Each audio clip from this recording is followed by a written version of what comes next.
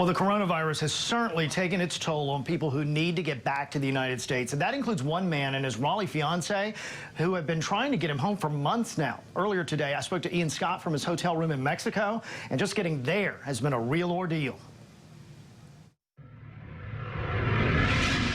And all of a sudden, I had to knock on my parents' door and say, do you think you could put me up for what will only be a few weeks, I'm sure?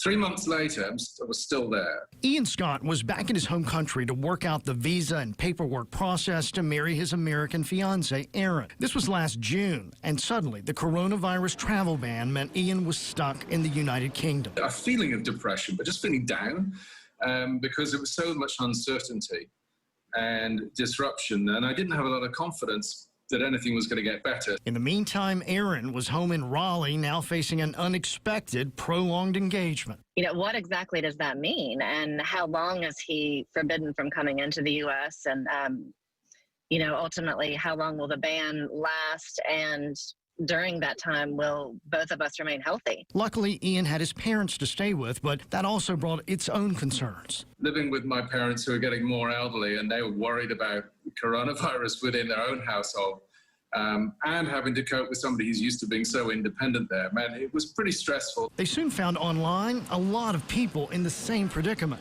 And there were thousands and thousands of people on this site who were in somewhat similar positions. Some people haven't even seen their children being born because of the travel bans between the two countries. One option was to get back to the U.S. through Turkey, another through Croatia.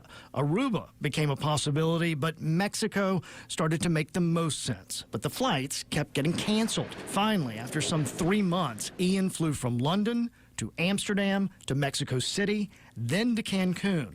After 2 weeks of quarantine there, with Erin joining him, barring any new restrictions, they hope to be back in Raleigh. So while I'm excited and starting to feel a little relieved that finally after 3 months this ordeal might be finished, I'm still not quite letting myself acknowledge that it's going to happen, because it still couldn't. I can't work out if I'm feeling a little bit excited and a little bit anxious now. They're new emotions. And I think if they're there, that's probably a good sign. So Erin plans to leave this weekend from Raleigh to head to Cancun and hopefully come back with her soon-to-be husband. Angela, we're all hoping that's going to happen. Absolutely. That must be very difficult for them.